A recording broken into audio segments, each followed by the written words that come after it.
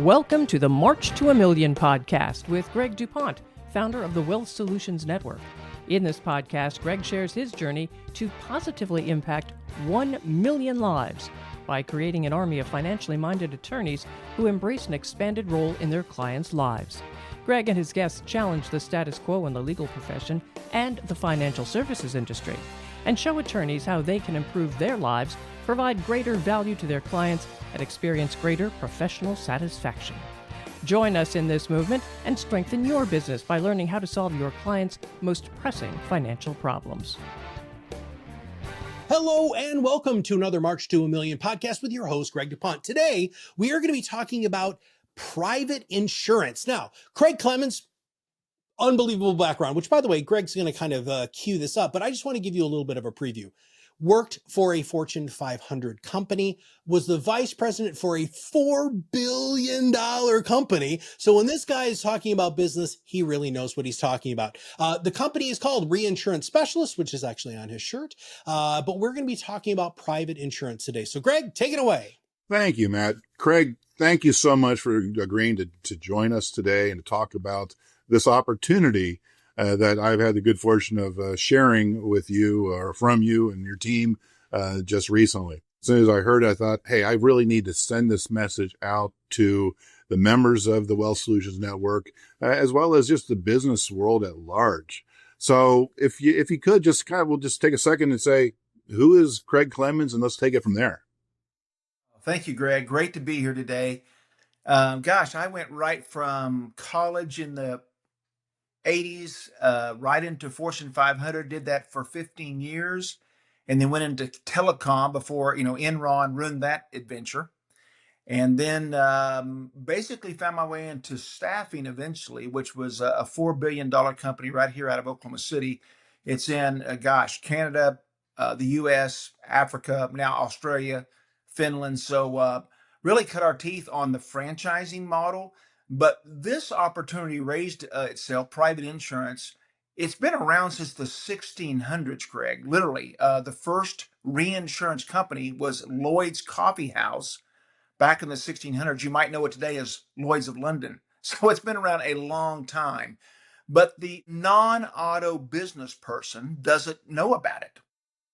They hear a word like captive and that scares them, or the big car dealers use this. They're power users, by the way, and they think I'm not a car dealer, so I can't use this. Well, the only thing's difference between your franchise car dealer and Pick a City USA is the risk.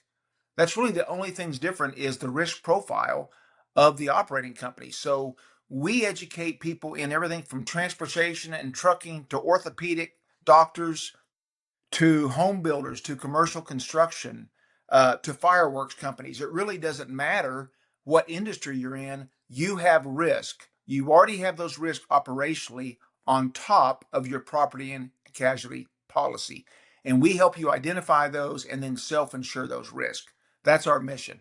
Let's walk through that a little bit because, we're working together on a certain project. I can't speak specifically as to what that is, but let's talk about attorneys as an example. Okay. Attorneys have E&O insurance. They might have insurance on their equipment in the business and those kind of things. Let's walk through that as an example, because what people don't understand until you really get to know the breadth of this service you guys offer, that your liability protection can be an asset building tool of your own. So let's use that, since many people in my audience are attorneys. So let's use an attorney as an example. Let's say somebody's got a nice practice, doing $750,000 of revenue, and is a sole proprietor. Yep. Let's go ahead and use the client that I have that is a law firm in Chicago, and they're doing $30 million. Okay. We approach them and we identify their risk, and there's probably 10 to 15 line items of risk right now that they have operationally on top of what? Their workers' comp and GL, and maybe their auto fleet. And those look like this risk, where they're underinsured, business interruption. I mean, maybe COVID knocks them back by $500,000 a year. They're underinsured on loss of key talent, like a key man policy. They're underinsured on loss of key contract, loss of vendor, loss of supplier. How about brand risk? How about reputational risk? How about regulatory risk? So all these areas where they are underinsured, a third-party licensed actuary comes in and looks at this law firm against his industry and said, hey, you're underinsured in these 15 areas. Those risks identified and validated by the third-party actuary, who's using actuarial science, becomes their policy. And now they're self-adjudicating their risk on top of their P&C. So for that company, Greg, doing $30 million, they can now remit premium 3 million, 10% of their top line revenue, 3 million off their P&L as what? A business expense called insurance premium. So let's say in 3 years with investments, now they've got $10 million in a new bucket of money called Go Bulls Re, because they love the Chicago Bulls. So now they have their own insurance company and they become their own bank anecdotally with investments and loans using what? A new stack of money called insurance premium. If I'm following you, just to draw in on this. So they're dropping $3 million a year towards their premium to their captive insurance company. Again, all this stuff is doing it according to Hoyle. There's no issue here. They take that $3 million instead of having it retained earnings or what have you, because they're self-insuring against that liability down the road. They offload it as an expense into this other group, and assuming there are no claims, that's going to continue to grow by the additional premiums each year, as well as the growth of the principal as it's invested in there. And so now they can turn around. Let's say they're a personal injury law firm, and now they can use those retained earnings in there through appropriate contracts and all that kind of stuff. They can use that as part of their case funding vehicles to bear costs and all that and go forward. Am I tracking that the right way? Yes, 99% right. I would say the 1% things you didn't hit is, yes, you're going to have claims. Remember, it's an insurance structure. So if they have a $10,000 lawsuit, or someone bangs up one of the cars, or they have trespassing and someone breaks down a door, they have the option to call their P&C. Let's say it's State Farm or Century or Federated or Hub, or now they can also choose to call Go Bulls and bring that 10 grand over from their tax-free premium bucket and satisfy that loss. So we're going to help them with claims every year. They're going to have claims. It's an insurance structure. The second part, Greg, I want to point out is that just like Warren Buffett, I love this example. Warren Buffett owns Berkshire Hathaway, which owns Geico. It also owns private insurance companies like what I have or I represent. He has $150 billion next to his name. He's the 8th wealthiest American, I believe. He has stacked up that $150 billion. Well, he can deploy those monies in investments. He might hold back 10, 15, 20% for claims, but 80% he puts to work in the marketplace. So when you hear Warren Buffett buy stock like McDonald's, Coca-Cola, Amazon, Apple, he's deploying those premium dollars just like State Farm. That money's not set there in liquidity. They're investing those dollars. Well, our clients are doing the same thing. Once they stack dollars up, in our Chicago example, in Go Bulls, they can turn around and buy real estate. They can buy stocks. They can buy Airbnbs. They can buy shopping malls. I mean, they can deploy that money as investments and or loans and grow that portfolio. I mean, that's done all the time. Is there any limit to growth on something like that?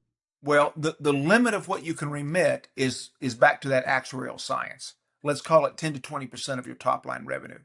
So you couldn't, if let's say those guys in Chicago could put in 3 million, if they try to put in 4 million, first we wouldn't let them do that because then they're exceeding their, actuarial policy. But if they did, or they tried to, that $1 million would be treated differently in tax. Now it's no longer insurance premium.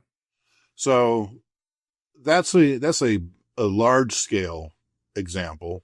And you share with me some smaller scale examples. Let's go to Yes. one of the doctors and things like that. We can go down to as little as we have a product that goes down to as little as $500,000 top line revenue. So if you have an anesthesiologist, a radiologist, an orthopedic doctor, a guy that owns maybe a tow truck company, and their top line revenue is 500,000.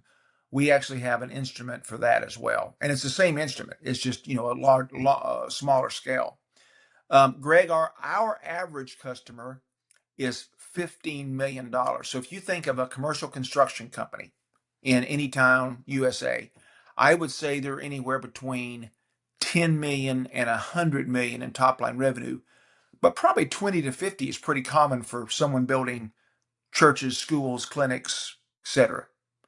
So if you're anywhere top line revenue between a half a million and let's say $1 billion, I know that's a big crazy range, but you should be looking at this structure because you can self-insure your risk, all legitimately and backed up by actuarial science. But that remitted premium comes off your P&L, right? And it's expense.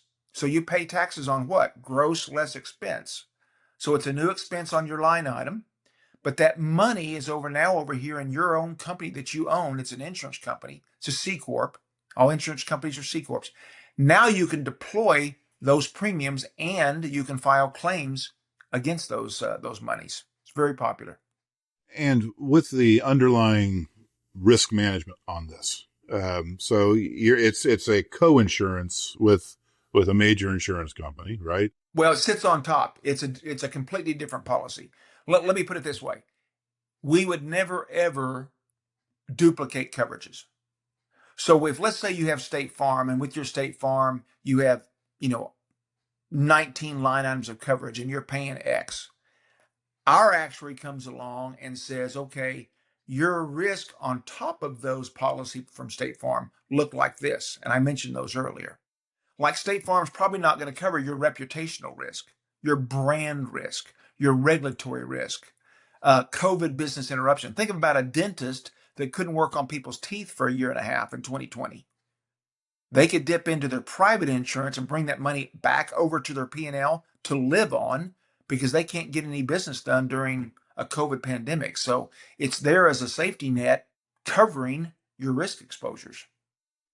So let's take us back to the smaller example again with the attorney that's making $750,000. So he's a sole prop, what have you. You come in and do the actuarial analysis. That 10%, that's what, $75,000 that he could take off of his bottom line or top line as an expense into his insurance company, which would protect against reputational risk. And I just went through some stuff here over the last 6 months that made me keenly aware of reputational risk. And so those kind of things, that money is there for. I think also in what we've been looking at, there was also some element of key man type of things that it can cover as well in lieu of or in addition to life insurance on things like that. So can you talk a little bit about how that would work? Yep. And we might mention cyber risk. I mean, I'm just sitting here thinking of all the areas where people are underinsured. Cyber risk is almost always on there. Reputational risk, brand risk, regulatory risk, key man policy. If you have let's put it this way, go back to the law firm. If you have two attorneys that represent 80% of your revenues and one or both of them get hit by a bus, that's going to have a drastic impact on your client relationships / revenues. So a lot of times they're underinsured in that area and don't know it, or they're not thinking about it. They might have trade secrets. They might have patents. They might have copyrights. They might have domain. Again, cyber risk. All these things are quite often legitimately underinsured. And then you asked a question, Greg. Rephrase that question. Did I answer that? Yeah, I was asking specifically as to the key man element. I think. Yes. How this can help with that problem that is faced by so many business owners. The business leader says my general manager or my president or my CFO or my CMO, what have you, is important, and they represent X% of my $10 million company. Well, again, that might be an underinsured dynamic. If if they go away or they're hit by a bus or something happens, that's going to have impact to the company's operation, their bottom line, their client base, and that's all vetted out through the actuary. You and I are on the interview, Greg, It's that third-party licensed actuary that's doing that interviewing, and they have 40 years experience as a subject matter expert. So that's why you can check the box compliantly. Where those underinsured risks are identified on top of the P&C is through actuarial science using 100 years of data points. Let me go back to something you said about life insurance. When you talk about life insurance, sure, it has some positives to it, but you're insuring the human. Uh, Greg, do you have diabetes? Do you have a family history of heart disease? How old are you? Well, we think you're going to die at 85 actuarially. Well, this product looks at not the human risk, the business risk. So we take out all those life insurance dynamics. We're evaluating the business risk that are underinsured, and that becomes your policy. And I want to kind of go down a very specific path here that we've also talked about in our private conversations about one of the twists and the nuances on how this can be used in an overall plan for the business owner. And that is how your team can set some of these up so that the interest is actually owned in a Roth 401k or a Roth IRA, self-directed. Can you shed some light on how that is possible? It's fairly new. It was actually sort of geniusly created in 2024. It's really about a year old.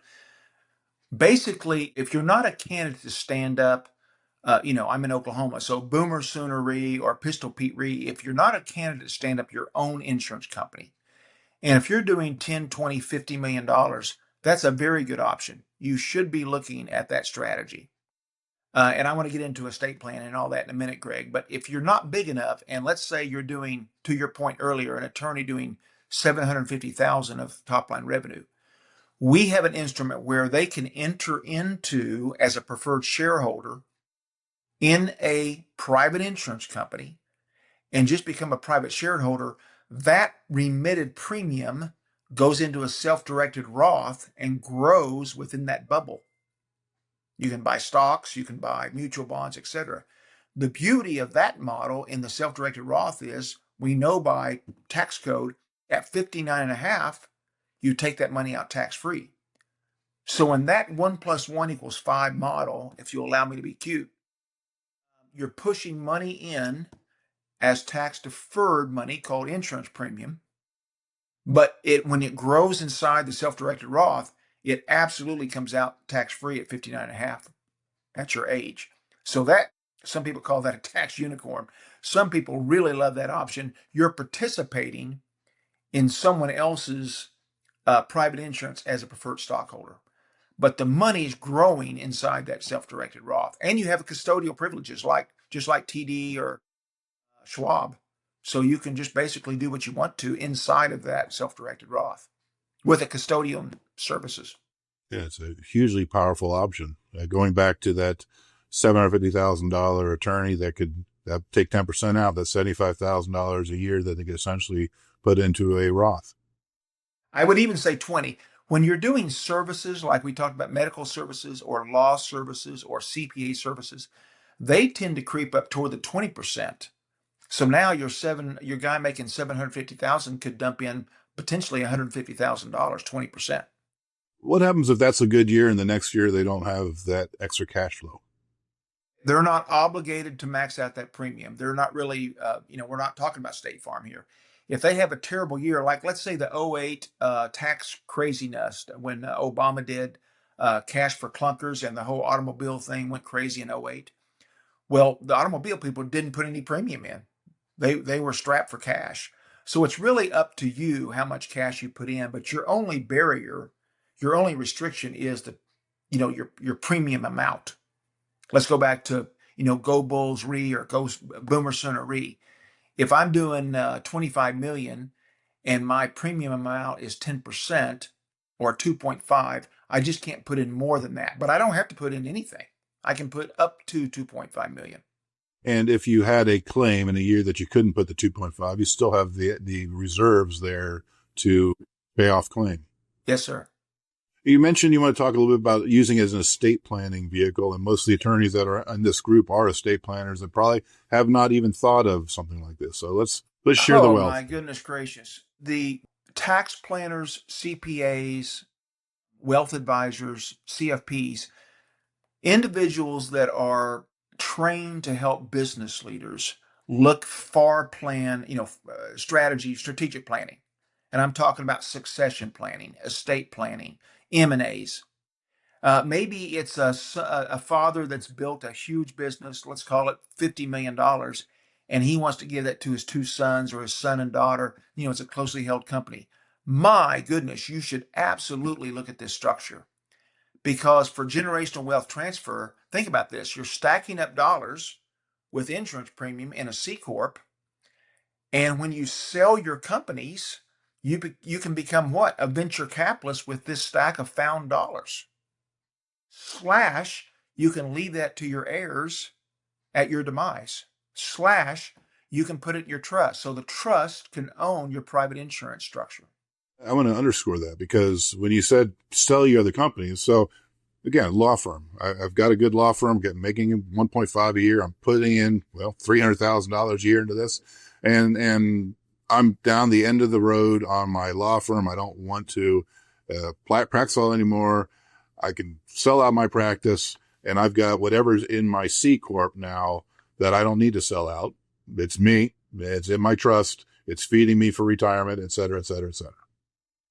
Greg, it's a great question. It's probably the most important question business leaders ask when we do our presentation. Let's say you're doing a law firm and you're doing $300,000 a year, just like you mentioned, and you did it for 10 years. So now you have $3 million in Go Bulls Re. You sell your law firm and its book of business for a multiple. You came back to us and say, we sold our business. When we say, well, then you have no more business risk. We're going to file your 1020 PC, not as a PC because you have no more risk. We're just going to file it as an 1120, which is just a C Corp with a bunch of holdings in it, which is $3 million, 300,000 times 10. Now the business leader has a newly found stack of, it's a golden egg. Think of it as a retirement strategy. Now he has $3 million in Go Bulls Re or Boomer Sooner Re, Go Longhorns Re, whatever you want to call it. The business is gone. He just has a stack of money over here funded by what? Insurance premiums, legitimized by actuarial, validation. He can become a venture capitalist with that stack of money. It's just a C Corp. He could loan it out to his kids. He can loan it out to his brother-in-law. He could invest it. He could buy real estate. He could buy stock at NASDAQ. It's just a C Corp, and he's making business decisions on behalf of that stack of money. And you can manage it and generate dividend income at a lower rate than they would get as ordinary income. You can do dividends, distributions, loans, investments. You could turn around and give part or all that money to your friend at JP Morgan or Merrill Lynch or Edward Jones. And that money grows within the C Corp. Now, you're taxed on the growth. You're taxed on the growth, on the earnings. So if you put in $1 million and your JP Morgan guy earns you 6% on that, you're taxed on the investment earnings. That's what he grew. So I want to be clear on that. So we've had a condensed conversation here today, Craig. Before I bring my fly on the wall, because right now Matt's in the background thinking, I've got reputational risk. I've got to insure my beard. How do I quantify that? But before we bring him in to ask inane questions like that instead of me, are there any other things that I should have asked you, Craig, about just to give a good overview of what this program can be? I think you hit the high points, Greg. You asked, can a trust own this structure? Yes. You asked what happens at the end of the business? Yes. I'll add one more thing. When you're thinking about this stack of money, you don't have to disclose this. I mean, you can under-disclose, not over-disclose, if that makes sense. In other words, if you're going to get a loan at a bank and they say, give me your financials, those financials that you give them on your P&L of your businesses can or cannot maybe satisfy the loan. Some people don't disclose their $30 million in Boomer Sooner Re. It's a separate C Corp over here for what? Risk. It's a risk mitigation. It's an insurance structure.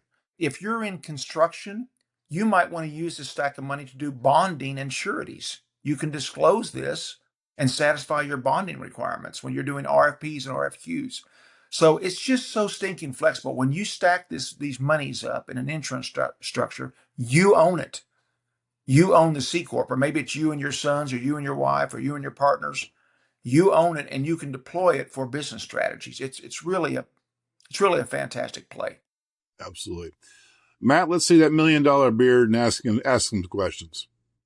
Well, first off, I do have to say that I'm very, very happy that we've done a lot of this at our organization, because I'm a huge believer in anything that's life insurance. And so that's been really helpful. But I do have to say, listen, if actors and actresses can insure their legs, their arms, or whatever, I should probably have taken out a policy on the beard just in case this puppy ever goes away. But Craig, I'm gonna leave you with this, and this is a difficult question. You can tell me, edit it out or whatever, but this sounds too good to be true. We hear that every week, maybe every day. Matt, let me tell you this. Since the 1600s, back in the 13 colonies, where it blew up, at the turn of the century in the 1800s, when the American Industrial Revolution blew up, steam engines improved industries by 500x, right? Think of a little old lady knitting a shirt. All of a sudden it's done. Well, guess what? Steam engines caught on fire and they were underinsured. So if you think about names like Andrew Carnegie and Henry Ford and, Rothschild in Mercantile, they are started using this. This literally goes up in the 1800s. In the 60s and 70s, 80s, you heard about people like Mitt Romney parking these offshore, right? I've got an offshore insurance company. Well, we don't use offshore. We're domestically domiciled. But it's not only is legitimate, it's $1 trillion business, and it's been around since the 1600s. Let me put it this way, Matt. 92% of Fortune 500s use this strategy. Wow. And with how you guys ended that with being able to put some of this stuff into trust, I think all of the audience now can see how these two ideas really were, which March to $1 million and Wealth Solutions Network, and what you're doing, Craig. I think that's a really, really neat and wildly powerful tool, because remember, everybody, what we're trying to do with Wealth Solutions Network and this idea of March to $1 million is give you a competitive edge. What can you offer? What can you do? How can you educate your existing client base and offer them new products and services, but more importantly, help them truly mitigate taxes? And it sounds like today we got a really, really good idea. So Greg, if people want to learn more, where do they go? So they can go through our organization, or Craig, if you want to go ahead and give some direct information of how people get a hold of you if they want to find out a little bit more about what your team offers them, please speak up. Yeah, reinsurancepecialties.com. I know that's a mouthful, but reinsurancepecialties.com. And it has some case studies there. It will show you what it's used for. It can show you what industries, which is all of them, right? All industries have risk. But, you could reach out to Greg, reach out to me. There's a little thing in there that says, contact me, I'm interested. Of course, that will come to, our CRM, and we'll get back with you and do maybe a 30-minute one-on-one consultation. Greg, if people want to learn more about you, where do they go? If they want to find out more about me, you can go to www.joinwsn.com or find me on LinkedIn. All right, everybody, listen, we're going to make sure all of those links will be in our show notes. So all you have to do is grab your phone, click on the notes, and you'll have all of the links of everything that we talked about today. So for Craig and Greg, this is Matt Hallern, and we'll see you on the other side of the mic very soon. Thank you for listening to the March to $1 Million podcast. Click the follow button to be notified when new episodes become available, and get in touch with our team by visiting our website at www.wealthsolutionsgroup.biz, or give us a call at 614-432-8065. The information covered and posted represents the views and opinions of the guest and does not necessarily represent the views or opinions of Wealth Solutions Network. The content has been made available for informational and educational purposes only. The content is not intended to be a substitute for professional investing advice. Always seek the advice from qualified financial service providers with any questions you may have.